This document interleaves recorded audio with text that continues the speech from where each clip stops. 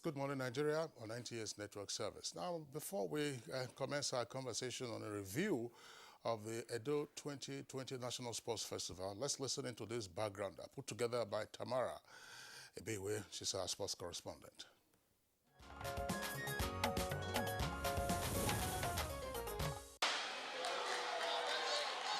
It all started in Lagos as a biennial event aimed at encouraging and promoting mass participation in sports from the grassroots throughout the country, to give sportsmen and women a platform for healthy competition among themselves, to promote socio-cultural integration, enhance national unity.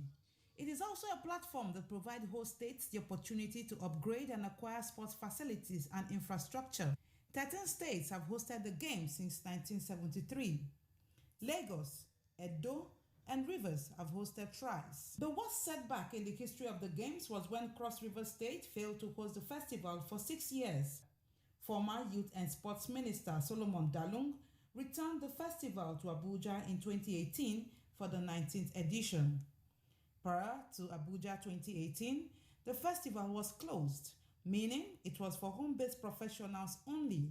But now, it's an all-comers affair, with being a Nigerian athlete as the key pass for participation. After suffering 3 postponements due to COVID-19 pandemic, Edo 2020 with 8,000 athletes and officials was a reality.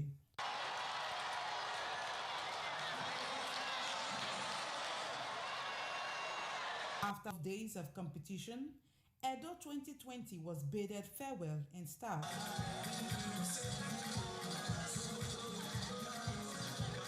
The Games have rekindled the spirit of unity and togetherness as a people, and has seen the display of enviable sportsmanship that represents the true spirit of Nigeria. It's a game that we've been able to see where opportunities were created for a 12-year-old athletes to participate. Like we have a 14-year-old girl in golf, fantastic. We had 12-year-old in gymnastics. She's won about 4 gold medals from Anambra State. Delta State won the Games with 384 medals. Edo trailed with 341 medals, while Bayelsa sits third with 169 medals. Katsina, Kebbi, Adamawa, Sokoto, and Taraba states complete the bottom 5. I'm celebrating. Woo! How long have you been waiting? Oh, endlessly. You know the good thing about it? We won the trophy, and then we won the bid. Can you beat that? God is great, huh? I love this.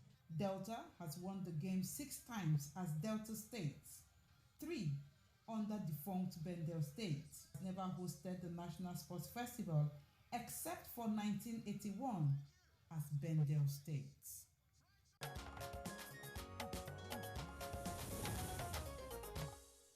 All right, many thanks, Tamara, for that wonderful background report. And like the former record holder in the long jump, Yusuf Ali, said during the festival, we can only go forward. The National Sports Festival can only go forward. And we have our guests here to review how it all went right here in the studio. So let me quickly begin with introductions. Joining me right here in the studio, we have Ambassador Mary Onyali, who is the Special Advisor to the Minister of Youth and Sports Development. She's right here. She's also, I call her my mentor, because far back in 1986, when I was making an inroad to the training pitch of the National Stadium, she was already a junior national champion, in fact, competing in World Junior Championships. Ambassador Mary Onyali, thank you for joining us here. Thank you. Good to have you. And we also have with us Dr. Mike Enahoro. Why are you beaming with smiles? Because I am one of you. All right, Dr. Mike Enahoro, thank you. Of course, by the way, he just bagged his PhD, so congratulations on that. Thank you very much. Good morning. And here in our studio as well, we have the General Manager, NTA Sports 24, Femi Johnson. He's fondly called Chipolo Polo 1 of NTA. Thank you so much. It's Right, a GM? great pleasure. Chief Polo Polo One. That's it. Good to have you with us. Thank you. It's a pleasure. Kingsley. All right. Okay. But delight to have you all in the studios. Once we get the signals from our engineers, we'll also bring in a couple of other guests from remote locations. Mike, congratulations on your academic accomplishment. Let's begin by returning one more time to our correspondent. Again, of course, is the General Manager of NTA Sports, Femi Johnson. Femi, you were at the Sports Festival, which wound up on Wednesday. What are your impressions of this Edo 2020 that just ended? Let me first of all say that Edo 2020 was actually a reality and a festival to behold. To behold because it restored Nigeria's unity for our Nigerian youths. When you see the way they behaved, the way they were doing, the way they were taking everything, it was like that bond called Nigeria is being brought back. And everybody enjoyed themselves. Besides that, the quality of infrastructure that was put in place by Edo State is really massive, impressive, modern, and it could be compared to any outside stadium or any other sporting facility that you can think of. And also, the good spirit of sportsmanship shown dovetailed into the COVID-19 protocols. We have almost about 8,000 athletes involved, so many officials involved. And at the end of the day, the NCDC were able to discover 17 people who were positive. They were isolated, and by the time after that treatment, they came back and the test conducted on them was negative. So on the whole, I would say the festival gave us an opportunity to show that Nigeria again indeed can make it in sports. Some of the highlights of that occasion, you would say, are in three ways. One, for a Bayelsa lady, 29-year-old, Asagbe Ifeazibe, who won 15 medals. She won 8 gold, she won 2 silver, and she also won 5 bronze medals in swimming. You can't imagine a 15-year-old lady taking 15 medal haul. And also a 10-year-old Stephanie Onosoroka from Anambra State, who also led in gymnastics and won about 4 gold medals. That is something to behold. Equally to Grace Nwokocha, who has been looking forward to an opportunity to participate in Tokyo Olympics, now has the ticket, and she will be representing Nigeria in both 100 and 200 meters. But for NTA, I would say that for us, it's another platform for us to showcase ourselves, to showcase what we are, the stuff we are made of. And when you say you can't beat our reach, we mean it. You cannot beat our reach. Nigerian Television Authority was able to ensure that at least 3 live coverages of the event daily on our news, on network news, an average of 2 minutes, 30 seconds, and on all the news bulletins. We equally went into business news, we went into news extra, we also newsline, some other stories like that. And we are back. And we still have so many chunk of stories that we are still going to give. So for us, it's an opportunity for us to say, when it has to do with any event in Nigeria, don't waste your time. Just join NTA. Look out for us anywhere. And that's why there's no place you go to in Nigeria today that you not find NTA. So that's just the spirit. That's why you're known as Chief Polo Polo One of NTA. And Femi, you have covered sports for as long as I can remember. And I know that what you're saying, of course, is what happened at the event. But let me also take the baton to Ambassador Mary Onyali. Mary, I know that this is a festival that is close to your heart. Femi talked about one of the canons of the festival, which is promoting unity. The other one is it provides platform, as we said earlier on, for federations to scout for talent. Did we see that? Let me receive the baton from you, like you said. Yes, we accomplished all that and more. The Olympic, like you know, is just less than 100 days away. And the festival has given us the opportunity to sort of open the doors wide open so that the athletes can express themselves and be able to qualify for the Olympics, and also get over this postponement, COVID issue, and all the hindrances that have been happening in sports. COVID hit sports really, really hard because sports has contact and non-contact. And for that reason, sports all over the world was affected. But the festival is done and dusted. If you know the Honorable Minister very well, you know he's the type of person that has a laser focus on what he wants to achieve when he wants to achieve it. We finished with the festival. We're moving on to the next phase. Next phase is what? Camping. We have done the first phase of camping. We're about to resume the second phase. We waited for the festival to host so that we can properly get all the talents and all the qualifications, if we can, on our soil. But if we can't, we move it on to overseas. Now we've done that, we're moving next to the Olympics. As the curtain was falling in Edo 2020, it was rising, 100 days to Tokyo. So it was a perfect ending and a perfect beginning for the next phase. We have our campsite already set. We have Bayelsa, Lagos, Port Harcourt, and Abuja. These are the campsites we used in our first phase. And we're about to continue doing that because and we also have our international athletes that obviously, if you notice, they couldn't come to the festival because of COVID and travel restrictions. So we are really, really right now gunning for Tokyo and nothing more.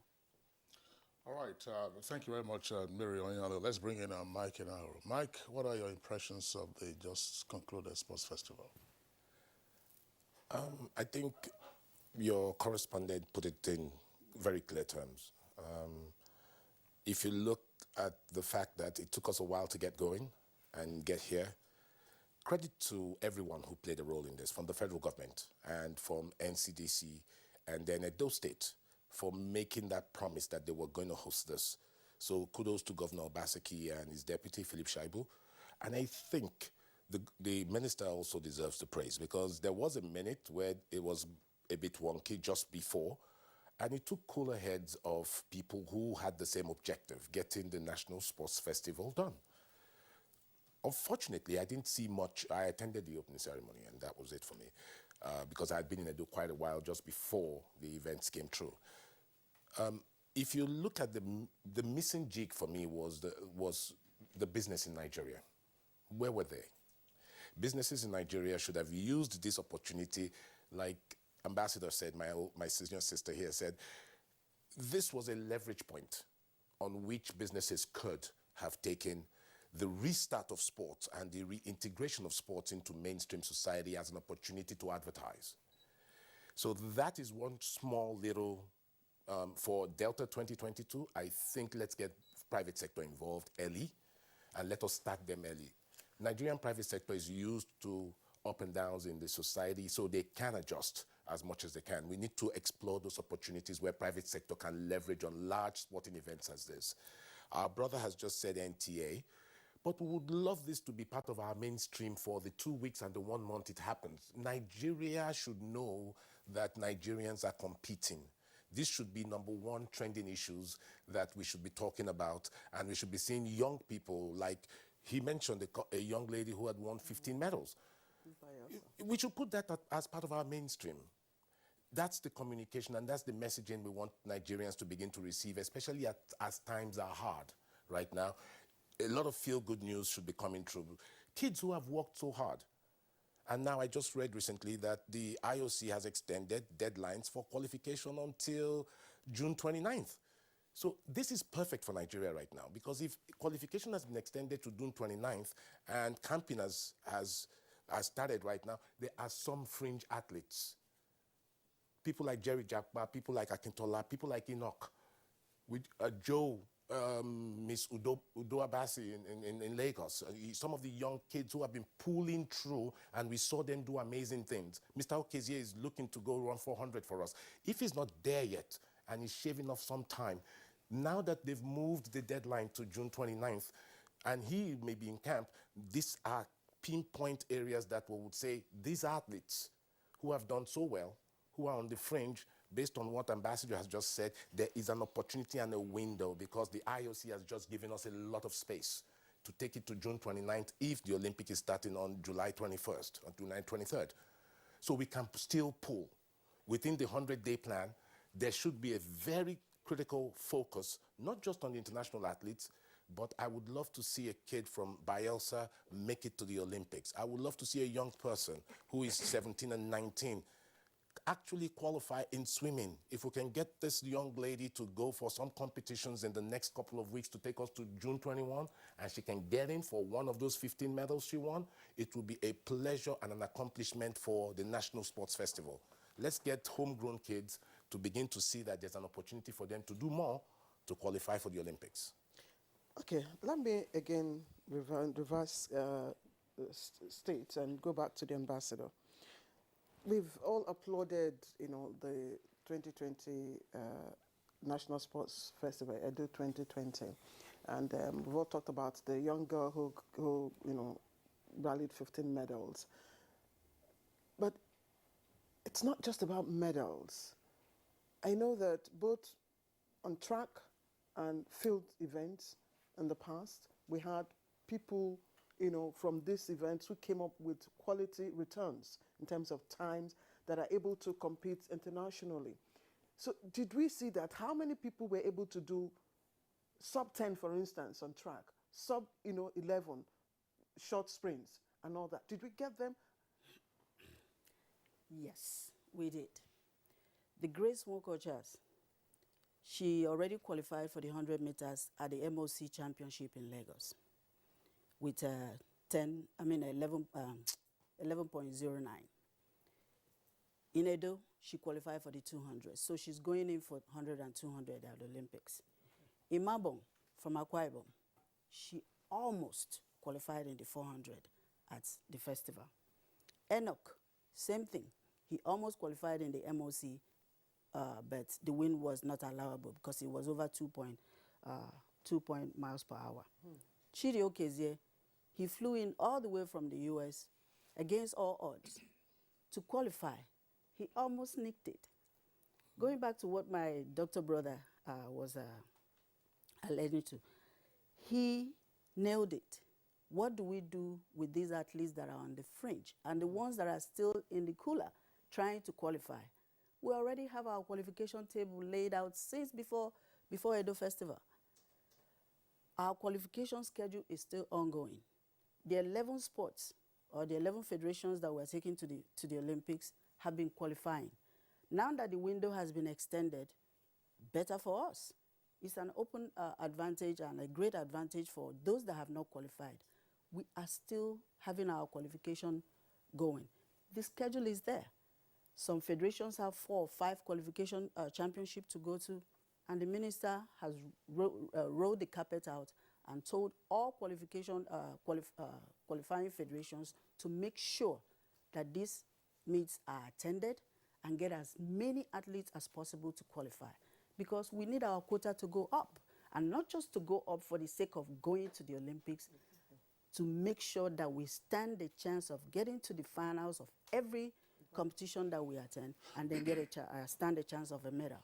The Adopt an Athlete program that we all know is still ongoing. This is actually, like you say, on the business end, this is actually the best chance for these sponsors, both private and public, to come in and adopt these athletes.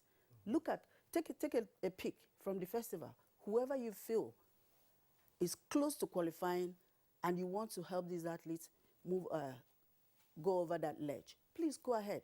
It's $10,000 for home base and $20,000 for foreign base. The window is still open.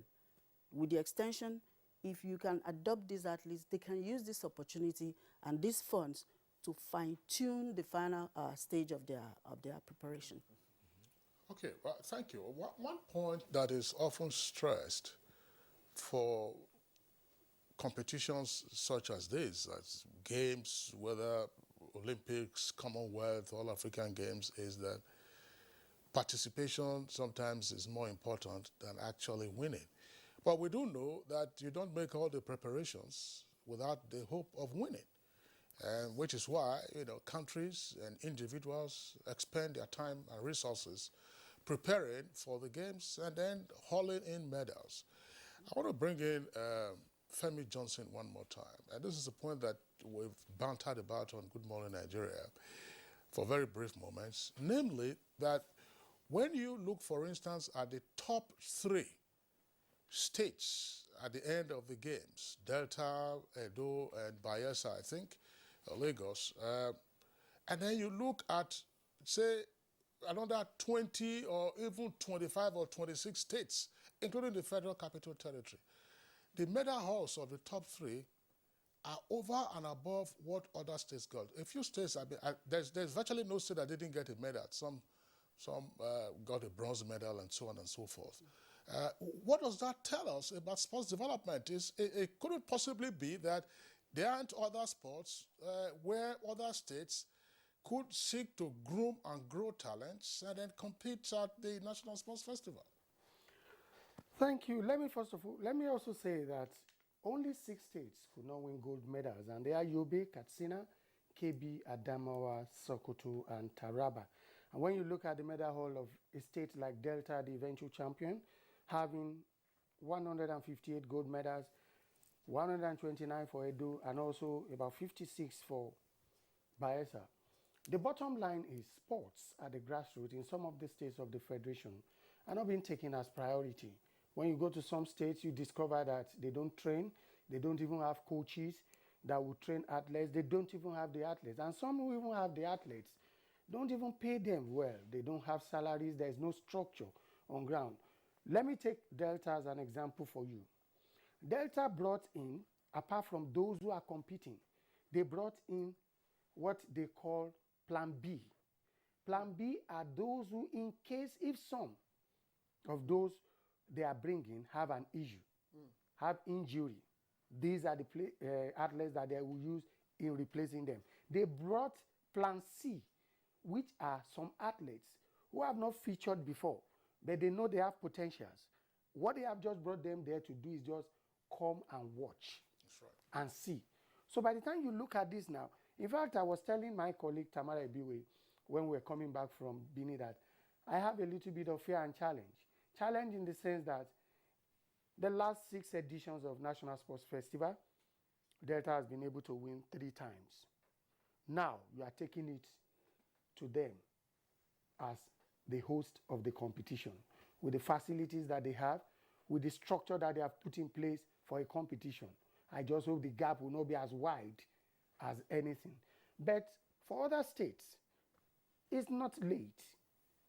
They have just finished the festival. What we will expect is every state, if the governor can be fully involved in sports, take a little bit of passion, divert some interest into it, you will see that sports will develop to a greater level. Most of these states that you are seeing, they've taken sports as priority. And when you make it a priority, you will get results. It's just like what you witness in some of the football teams that we have in the country. You will discover that in some states, when you mention their team, by the time you look at the balls that convey them to various matches, it's enough for you to know whether this state is fully ready to be involved in sports. So if they can get themselves ready, prepare their athletes, motivate them, encourage them, and give them incentive. If a state is telling you that if you win a gold medal, you are going to get 1 million naira, and somebody has won not less than 8 gold medals, that person has won 8 million naira. There was a particular woman who gave a testimony that she's grateful to God because her daughter participated in the last edition of the National Sports Festival. And she's been struggling because she says maize. And she's been struggling. But the girl won 4 million naira. And she's been able to train the girl now. She has just passed out from the university. So if the encouragement is there, if the zeal is there, if the enthusiasm is there for our governors to assist us to complement what the federal government is doing. Federal government will organize the competition. States too can organize competition. Local governments can organize competition. Take a look at what the minister is doing about the Principals Cup. This is the first time in the history of the nation that you discover that this year's edition of Principals Cup started from the grassroots. There is no secondary school, there is no local government that is not fully involved, that did not participate in the Principals Cup. And as such, by the time the eventual champion is coming out, you know you are bringing out the best of the best. Some of the players that were seen playing in the Principals Cup finals, Some of them have been selected for the under 17. That is what we are talking about. It takes a lot to get a lot, and it takes something to get something. So we'll just plead with them that they should just assist us. If Nigeria has a lot of talent that can grow and participate in the Olympics and make us proud, it only depends on what we are going to do. Let me give you another instance now. You have some stars that have just been discovered. In your own state, what are you going to do to make sure that these stars, they don't just go back home and start eating, they are not training, and at the end of the day, by the time they invite them for camp, their performance has dropped. In sports, it is a continuous process. If you don't step it up, continue to step it up and higher, forget it. You will not get there. And you know there is always a target and time limit. They will tell you that in 100 meters, if you cannot get 10.20 seconds, or maybe 10.15 seconds, you cannot qualify, or you will not be part of it. You might make it in the National Sports Festival, or they test you and you are okay with 10. For instance, the eventual winner, Enoch, was 10.29, even though we have 2 minutes wins as stated. But if something is done to improve on him, he sees some assistance coming in, like we are talking about the $10,000, the $20,000. If this guy is flown abroad and in the next 2 months, by the time he's going to Tokyo, he will be clocking 10 seconds. Chidimo of Nigeria, they started just this way. And before you know what's happening, they made it. So clear. If we can get them, as we have gotten them now and they are there, and they are ready to assist, to sponsor them, Nigeria will make it. Nigeria has abundance of talent. If you watch the handball final, I ran commentary on the handball final. From the beginning of that competition, incidentally too, the Minister of Sports was there. It was 1 goal, 1-1, 2-1, 2-2, until when they reached 32. At 32, the Borno State coach called for a timeout. And that timeout was what gave them the gold medal. Before you know what's happening, they got 1 goal. They got another goal. And the referee blew the whistle. So that's it. Femi, thank you. Thank you indeed. I'm really excited about this discussion. And I really don't know if anyone, Mary and Mike, I don't know if anyone has really beaten Soji's, I think 9 points. 9 points. No, 9.8. His national record? Yes. Not yet. Not yet. Yes, 9.9. It's about 9.8 something, 85 seconds, but it's not up to 10 seconds in the 100 meters dash. But Femi, again, like you said, the Delta State government has just announced, we read it in the papers this morning, 1 million naira reward for gold medalists. So the state is likely to spend about 150 something million naira for those who won gold medals in the last Edo 2020. But again, looking at the medal table and distribution, does it reflect, I know you've talked strongly about, supporting the athletes. Does it reflect the priority, state governments give to sports in their respective states? Like I said, it's just, sports is passion. If you don't have it, forget it. It will not be there. It will just be participation. It will just be, okay, well, let me just put in some things. If our governors can assist us by looking at sports from the angle of we are developing talents, we are also keeping the idle ones to have something that they can be doing. It will now make those youths, imagine now, let me take for instance in one of the states of the federation, you now decide that, well, you are organizing a competition. If you know you are interested in football, there is a coaching clinic and you bring them out. There is no way you will not get an average of about 100, 1,000 footballers that will come out and say they want to participate and see whether they will be able to make it. If they're able to make it and you groom them together and you form a team, some of the states we are talking about have football clubs participating in National League and the Nigerian Professional League. How much is being given to them? What about the salary? What about their take-home? What about some allowances that are to be paid? We've heard about some bosses catching fire along the way when they are going for their matches. We've heard about some players saying they will not even go at all. We've equally heard about some of the players going to government house to say they want to protest. Why would they protest if they are being taken care of? If they have adequate plan for sports. And one of the good things about sports is that you can commercialize sports. And that's why it pains at times when you discover that some of our giants, in terms of commercials, I don't want to mention any of the organizations, they know themselves. Some of these organizations, when you look at what they are spending outside to sponsor various events, maybe football that is outside the country, Champions League, and the rest, and you are seeing the adverts, and maybe they divert half of this into what is happening here. It will go a long way in assisting. Even the coverage of some of these things that we are doing. Nigerian Television Authority at the moment is showcasing Nigeria Professional League, Nigerian matches. Of recent, we were in Lagos to show you the match between Nigeria and their counterpart, Lesotho. How many sponsors do we have? If we get sponsors to assist and encourage our athletes, they will go further in whatever it is that they want to do. So we will just appeal again that no matter how it is, we know that COVID-19 has affected virtually everybody in the country, including our governors, including their states in terms of allocation, in terms of revenue, and in terms of what they need to do to make up for some other things. But if you can close your eyes a little on sports and make it look attractive. If sports is attractive, go to some of the states. When you see the condition of the stadium, you wonder. When the stadium is not even strong enough for them, there is no tartan track. So how do they train? You go to boxing ring, there is no strong, good boxing ring for the boxers to train. How do you get results? But when you now go to some others that do well, it is because of the facilities. Get to Edo, see all the facilities in place. You marvel. Well, Femi, thank you. There are a number of issues that you've talked about, and Mike already raised one of those things, namely the poor state of corporate sponsorship of mega events such as the National Sports Festival. But I still want to stick with the issue of poor performing states and what needs to be done. This is not to mock them. We do that in different parts, in all parts of the country. There are children, young men, and sometimes women who are kicking the soccer ball all over the place. Soccer is our national opium, as it were.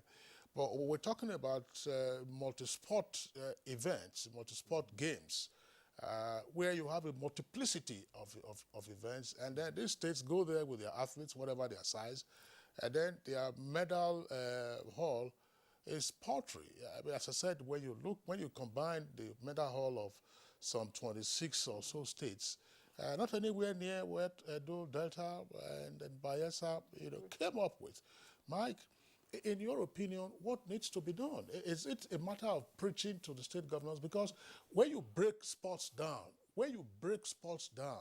look, Mary Onyali has been this way since, I've been seeing her as the gazelle on the tracks. She's been around the world. This is the way she's been, and the passion she has demonstrated, and her focus. The fact that sports helps to discipline you, sports helps to engage your mind. And sports, when you are out of the competitive stage of sports, the discipline that you take away from that guides you through life. So, and the fact that you are able to also prepare for a competition, because preparing for a competition is like preparing for an exam. Yes. I mean, some of us had the experience in the past. It's like preparing for an exam. Why is it that we are not seeing the right kind of investment? Investment doesn't just mean money. It must first be an attitude to say, this is what we want to do. We can hail Edo State today, but we mustn't forget what Samuel Ogbemudia did in the 1960s, straight up to the 70s. Yeah. Look, you mentioned one human example that we have right here. And I just want to deviate slightly from Mr. Johnson. Sport is not a gathering. You see, this is where we all make the mistake in Nigeria, and this is where the perception has been created. Just gather people, make them go play. If it's not priority, and if it has not been given its central piece in the development and economic impact for that particular location, then we're wasting time. Because if you look up at the policies, and I know a lot of people don't understand and follow through on the policies. This Honorable Minister has looked back to white papers that were written called in the NESG, sat down with the policymakers, and he has policy document. The translation of that policy and those policies into action in Zungeru, in Southern Ijaw, and in Ijebu-Ode is where the missing link is. How many of other sports commissioners have access to their governors and can look at what sports means in economic development and the raising of IGR?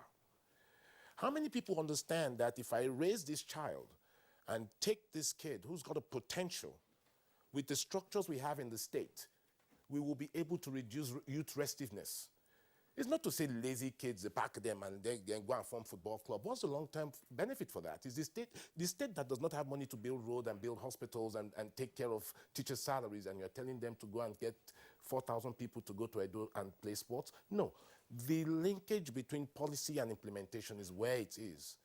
And if we cannot zero in on that first and help the states in supporting the states to create the platform that is required, I would advise the Honorable Minister to make the last 20 states from this federation, take a look at them and figure out what went wrong. Because the people showed up. If you go to any stadium right now, all over the country, people are running and jogging and exercising and training, and they have dreams of using sports as a vehicle to feed themselves. Why aren't we talking to those people and giving them the best support that they can get? The grants for $10,000, there should be a grant for 10,000 naira for somebody living in Bauchi who is actually trying to break the Nigerian national 800 meters record, and the kid trains every day, all over the country. If you take a straw poll and if you take and do a survey, you will find out that there is no lack of goodwill from government. There is no lack of intention, because people are collecting salaries in all ministries of sports all over the country. And if you do not... The issue is the productivity outcome. That's what I'm saying. On what platform and on what platform are they running? If they don't have the necessary platforms to be able to generate and be able to pull that through, then everything that is done is a labor of love and a social experiment by the federal government of Nigeria and state governments to disquieting it. But until you begin to say sports is an integral part of our security, we need to keep our young people quiet and focused. So how many of them can we get to become coaches, to become stadium support, to become cleaners, to become athletes, to become referees? These are things, if you look at that portion of work, do we have enough sports jersey companies in the country? Do we have enough football? Our hides and skin end up in Adidas balls. Why are they not produced here? Because that would take two or three big factories, would take up at least 10,000 people if they are running on shifts.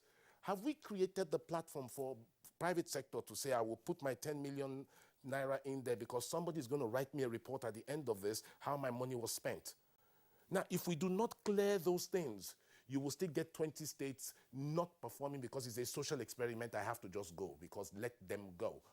It must be right for the states. It must make commercial sense for private institutions, and it must make economic sense for the states. A state that has security issues, can this solve the problem?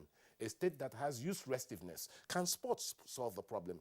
So the policy is already there that says that these are the things that we can do.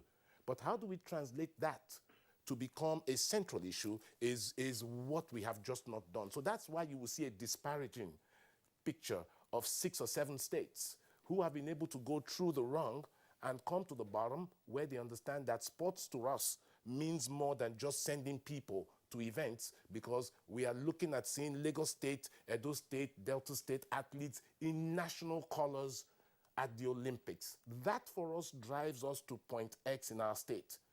If you cannot show those pictures to the other 25 governors, it's a waste of time.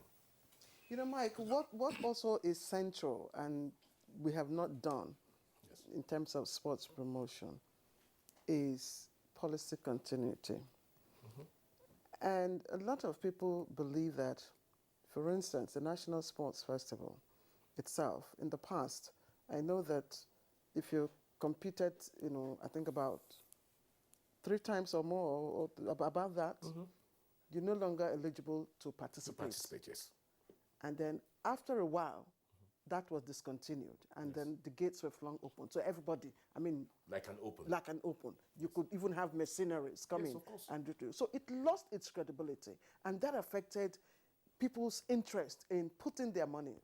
Yes, because you could determine that Delta State will come with the best trained, best qualified, best paid athletes. So a kid coming from somewhere else is already intimidated. But that should not deter anyone. The question now is, it starts from Mr. President. Is sports valuable to you, and how much can we make from sports? We are getting dwindling oil fortunes, and the banks are having issues, commercial. And if you look at the social issues that we're facing, I mean, is sports central to the economic development of Nigeria? The day you put that in, all the other structures from Ministry of Finance, Trade and Investment, Ministry of Interior, and every other thing. How many sportsmen are employed by the Nigerian police? I thank the Nigerian police and the armed forces. CISAN was employing sportsmen for the Nigerian army. That should be central and core to young people developing, that they could see a career. If I don't do enough in sports, I could join fire service. How many firemen do we have that are athletes? It used to be in the 70s and 80s, and people like Mary themselves used to run either for customs, for police, or for something else. But right now, that should be reintegrated. Sports clubs were biggest thing until Ufote Kaite's memo of 1982. Every organization in this country had a sports club. And the sports club was multi-sports, because people who work needed to do something that balancing life. Why did we stop that? Because the sports club were being self-sponsored by the supporters of the club. Companies were allowed to play in the league. Abiola Babes, Concord, Daily Times.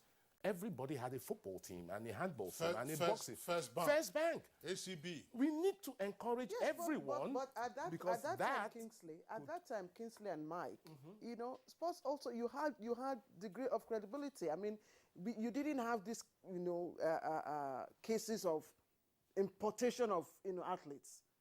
We cannot, very minimal. These are the same young kids who grew up from minimal. here. These were the same young people who grew up from here, you know, and they went abroad. Yes, you cannot deny their Nigerianness to participate in a competition. I like you to talk about this, because in your time, you didn't see this, you know, matter coming up, and then a lot of people were interested in putting their money in sponsoring. For instance, you had people come up, take up, you know, athletes and train. Mary, you remember Toblo? I was one of those, you know, discovered at schools, inter-house sports. Inter-house sports, yes. You know, and because of the credibility in sports. So today, our National Sports Festival lacks the kind of credibility to attract investment. I have to take a page from my doctor brother here. He just analyzed what the Honorable Minister has done as far as the sports industry policy is concerned. It's at the final stages right now. We've been working at this with NESG, and right now we're at the point where it's ready to be deployed. And the way we had it is that whatever happens on the national level will trickle down to the states. If, for example, the national is doing something on a 1 million basis, we'll half it and give it to the state. So that revolving door of getting athletes from the nook and crannies of this country will continue, because that was what happened during my era. We had the inter-house sports. Yes. We had the festivals. We had the zonal competitions. Yes. Grand Prix, Golden League. We call it all sorts of names just to keep the athletes churning. I remember 10 years before my retirement, I was sounding it like a sounding board, that if we don't go back to the inter-house sports and the school sports and all festival, we will lose 10 years gap. And it happened. It took about that long for Blessing to come up. One person, unlike our time, 6, 7, 8 of us are pressing the tape at the same time, and photo finish is the decider. It's not like that anymore. The sports industry policy is about to be activated. And when it does, it will take care of all these other things. Again, the state needs to please put a structure in place.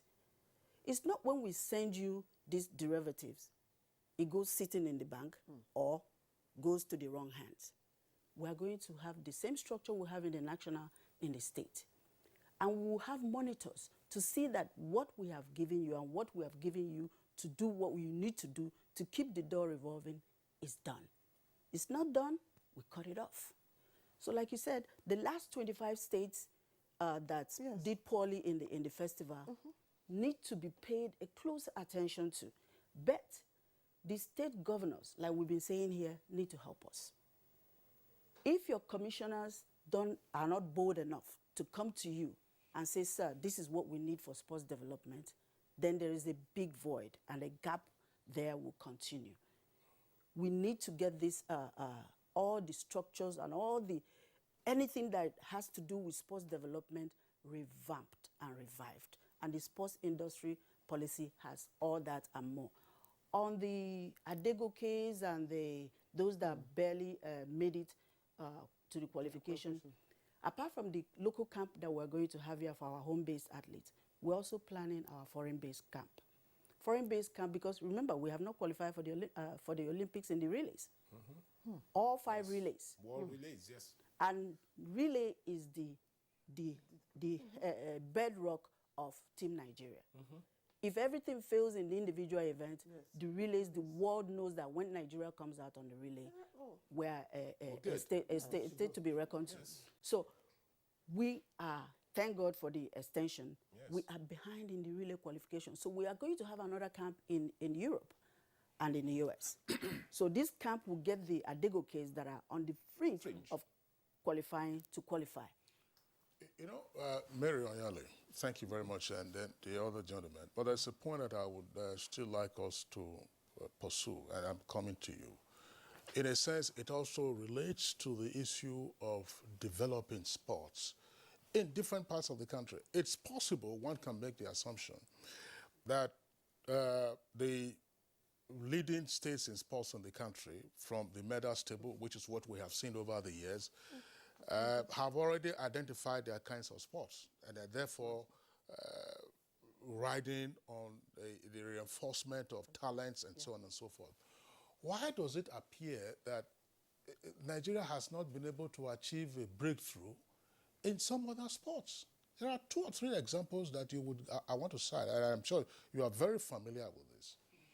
It used to be the case that the East Africans, Kenyans and Ethiopians, were known as middle to long distance runners, actually long distance runners. But we have seen them 800 meters, which is a sprint of its own now, as champions. We have also seen them in the javelin as champions. So if an Edo or a Delta athlete cannot be good at throwing the javelin to achieve, if it's male, maybe some 80-something meters or so, the female slightly shorter, discus, and so on and so forth. The states that we see on the medals table, where you have large expanses of land and there is no obstruction if you were to haul a javelin or even just a mere stick. You know, gentlemen, you know what I'm talking about? Yeah. So, you know, why are we not getting to this? I mean, I've been pleasantly surprised in recent years. A country, with the greatest respect to them, that you never used to see on the medals table or even mention, Botswana. You are seeing sprint athletes coming out, you know, to compete. Yes. Botswana. So how did Botswana achieve it? A plan. So why have we not? I know, yes, sprint, we are there. Relays, you have mentioned. But what about the other sports? We'll talk about canoeing, kayaking, rowing, and so on and so forth. Those are water sports. But why is it that javelin or archery and so on and so forth, we're having bandits all over the place? What's going on? Okay, Kingsley, Ambassador, just hold your thoughts. We'll come back.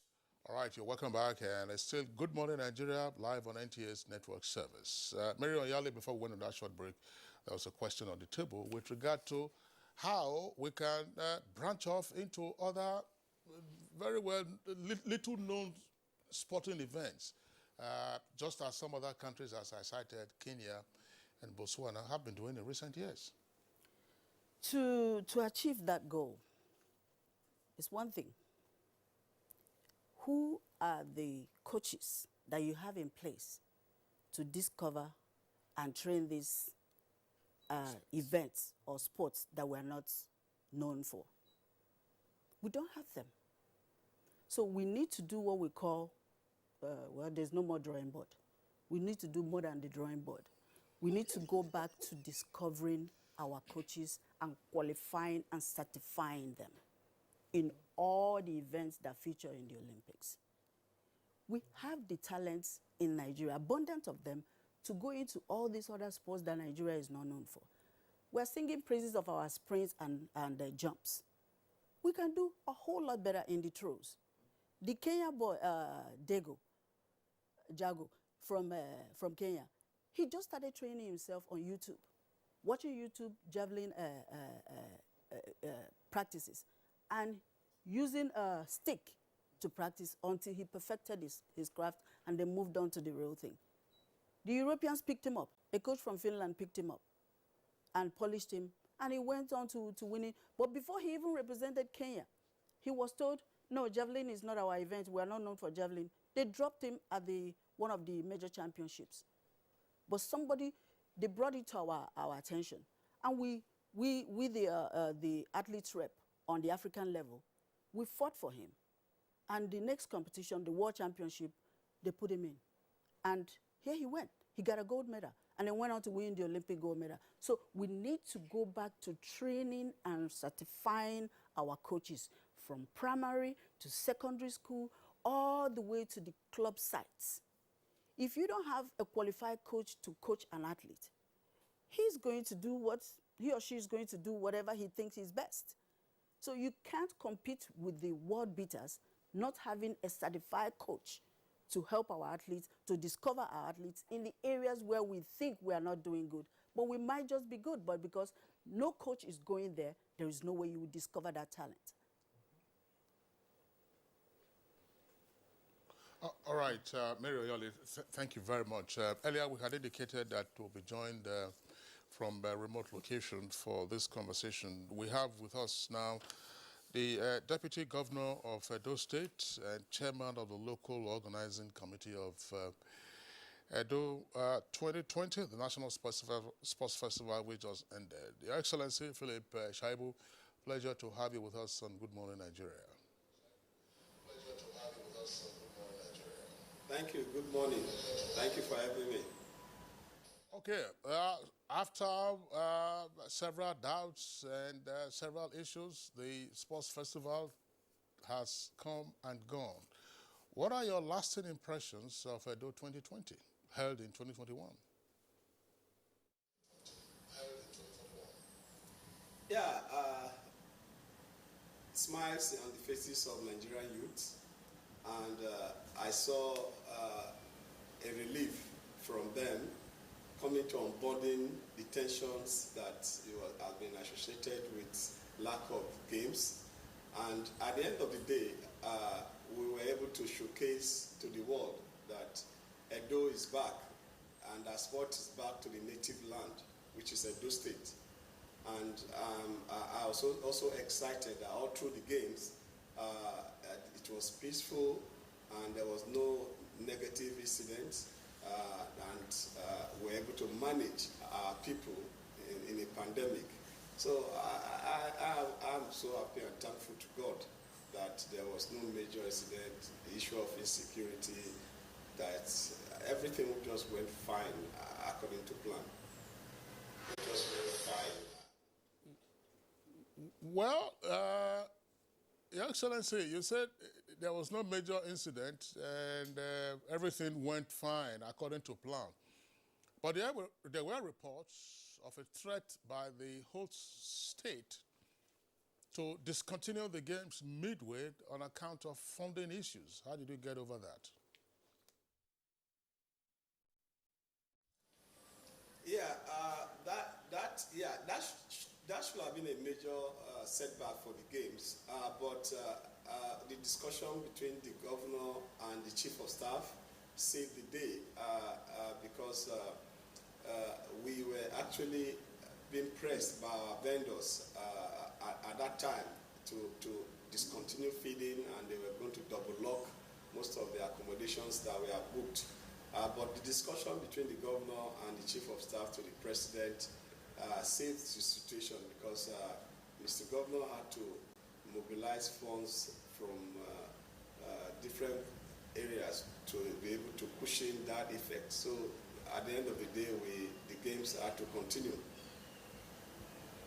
Okay, Your Excellency, let's talk about the issue that almost disrupted the Edo 2020 games, and that's the funding which the federal government had promised you. What's the update on that? Has the state government received that now?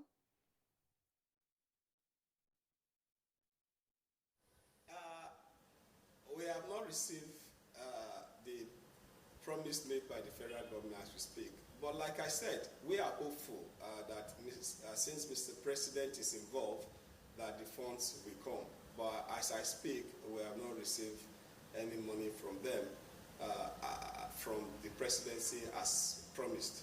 But we are hopeful. My governor is hopeful that because of the level of discussion he had with the chief of staff, that the funds will come. But we have not received anything yet. Tell us, what is the attraction for Edo State? This was the 20th edition of the National Sports Festival since the premier edition in 1973. And of the 20 editions, Edo State, as it were now, has hosted the sports festival 3 times. When it was still Bendel in 1981, Ambrose Ali then was governor of the state. In 2002, Lucky Igbinedion's administration also hosted the National Sports Festival. And for the 20th edition, your administration and that of your governor, Governor Baseki, you have also now hosted the Sports Festival. Of course, there are a number of other states that haven't indicated that they are willing and ready to host the festival. What is in this for Edo State? What was the attraction?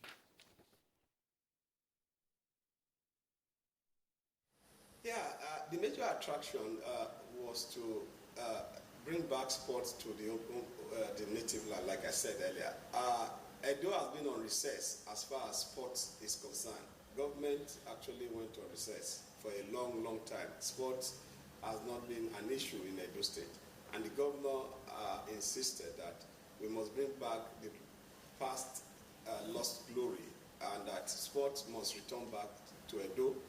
And for us, it's part of our plan, our plan to catch them young and to reduce unemployment, and also use sport as a means of increasing our GDP, dealing with the whole issue of economy, reducing unemployment, getting the young men engaged. And that is why we invested hugely on facility. And most of the facilities that we invested in are it's not just the Samuel Ogumiloro Stadium that everybody is like excited about and saying this is an international facility. We also invested in mini stadium across the 18 local government in schools. All the facilities are in schools. The 20 mini stadium are all in schools because we want to combine sport and education from the experience of the past. So we were clear about what we wanted to achieve. A sports festival was just an icing on the cake. We just use the sports festival to just reintroduce us to the world that Edo is back and that we are ready to take our #1 position once again.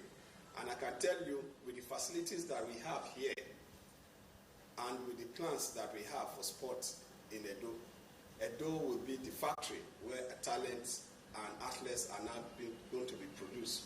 And our target is to produce athletes for states that are lazy in developing their sports, and also to help the nation to have new talent, national champion, international champions, so that when we are going to Olympics, we are sure of medals. So we have it's a bumper package that we have. We deal with the issue of unemployment, deal with the issue of Nigeria using calculator each time we have games, deal with it, and also produce and create a system that the multiplier effect on the people will be positive in terms of economy. All right, Your Excellency, thank you. You've, in fact, everybody in the studio talked glowingly about the facilities that you have in Edo, the infrastructure that the state, put in place for this competition. Now that the competition is over, usually it's a tradition that infrastructures are left, to dilapidate. So talk us through the immediate plans for these infrastructures that you have at the moment.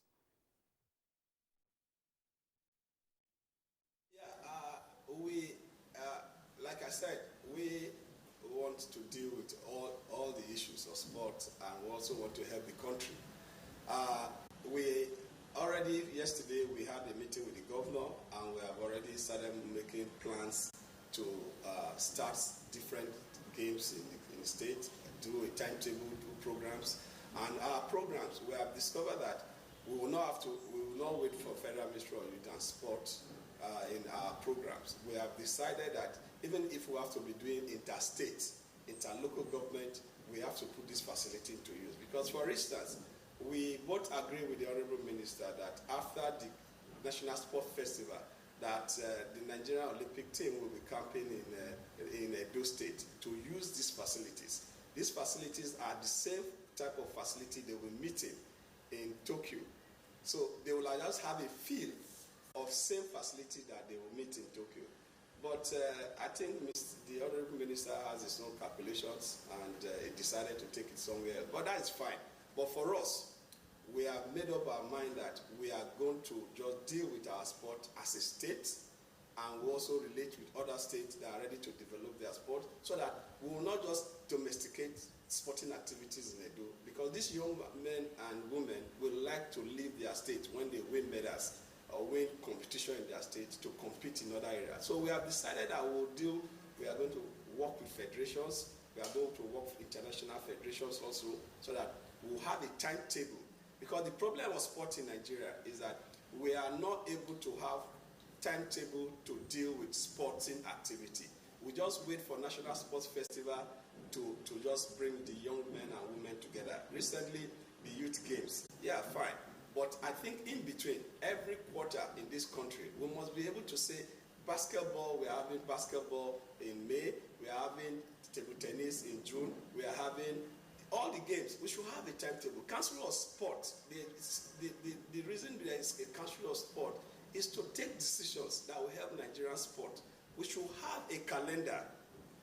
From October this year, there should be a calendar of programs that will take place next year. So that will help states to create their own programs where qualifiers will take place, and those athletes will be represented. So before National Sports Festival or Youth Games, you already know some key athletes to watch out for in National Sports Festival. Not for us to be waiting each time, 2 years, 3 years. We will now be bringing international athletes to come and run for Nigeria, just like we are doing in football presently. We are no longer discovering them at the local base. We are waiting for international athletes to come and run for us. So for us as a state, the program we have now is to create a calendar. The Sport Commission is to replace the moribund Sport Council, and every year we must have a calendar from January to December, because that is the only way this facility will be put to use. If you don't inject life to the facility, hire all the cleaners, hire all the facility managers, there will be cracks. But when you have a system in place like we are put in place now, we are having agency to maintain this facility. The only way the agency will succeed is when we inject life to this property by bringing different competition and games to this, and that is the program we have for these facilities. I was just wondering, the commitment of your government is what you have spoken passionately about, but there's also been the very significant point that was raised earlier on in this conversation about the rather parlous participation of corporate sponsors in sports in general in Nigeria.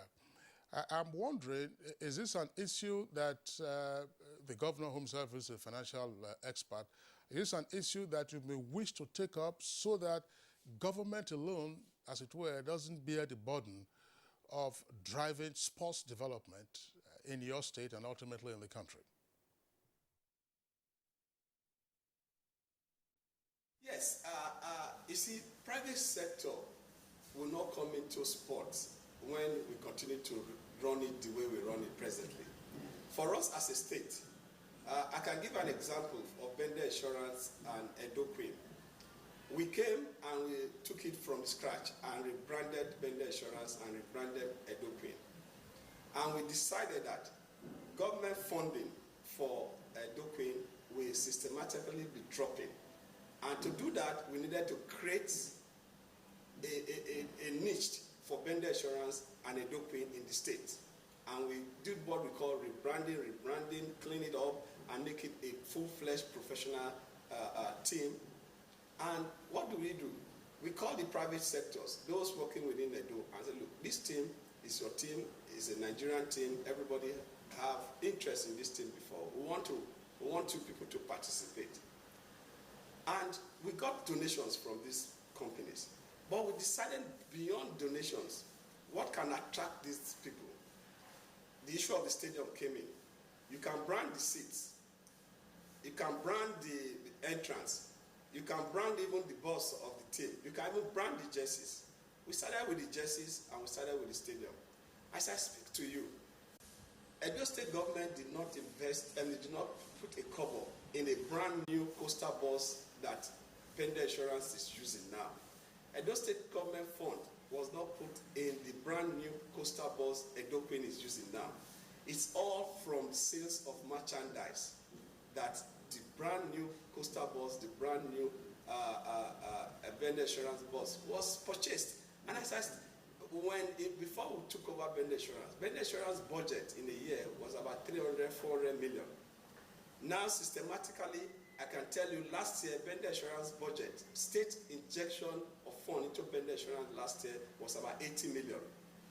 Reducing it close to 350% reduction from government funding. Edo Queen from 210 million, last year, 60 million was the only thing government could add to what they generated. So you see, gradually our plan to systematically drop funding and allow private sector to drive is coming in. And you can make Nigerian Basketball League attractive. Let's have a steady program where their season is not disrupted. When their season are not disrupted, I can tell you private sector will come in. For us, basketball in Edo, we know First Bank love basketball. We get First Bank to be involved. We get other banks to be involved. Most of these institutions have where they are good, and we get them involved. For us in Edo, BOA is already one of those companies that is going to do well in terms of funding, and I also want to get them to sponsor clubs. And I can tell you, my brother, if we're able to make these leagues attractive, for instance, we are going to create Division 1 to 4 in football, Division 1 to 2 in basketball. When you calculate the number of leagues that will take place from all games in the state, when you check the number of youth that will be out of job, our calculation shows that about 86,000 youth, young men and women will be out of the labor market if this league is created in Edo alone. Multiply that across the country. Millions of jobs will be created directly, then indirect jobs that will be created are over 4 or 5 millions. I have shared this with the Ministry of Youth and Sport. I've shared it in all the programs I have gone with them, and I share with other directors of sport. Because sport is big business, and sport is one tool you can use to reduce unemployment. Look at the smile, look at the happiness that radiate through these young men and women during these games. And do you know, throughout this period of this game, there was no single incident of robbery or kidnapping in Edo State. Everybody attention, all the young men and women, those that even did not have access to the stadium, were on their phone, were on their tab, monitoring their teams. So, my brother, we have a lot to do. But I can tell you, we must make the league attractive for private sector to come in. They are in dire need to come. Our business is to create the environment, just like we have done now. We build mini stadium, we have best facility as far as sporting is concerned. Now, it's time for the private sector, that already participated in this, to come in. Right, Your Excellency, thank you. And just if you can do us the favor of answering this question in a few seconds. I didn't have the opportunity of watching you at the field of play, but I understand you were introduced in the football match in the second half. What message was the Deputy Governor trying to send across? Are you looking forward to playing professionally or what?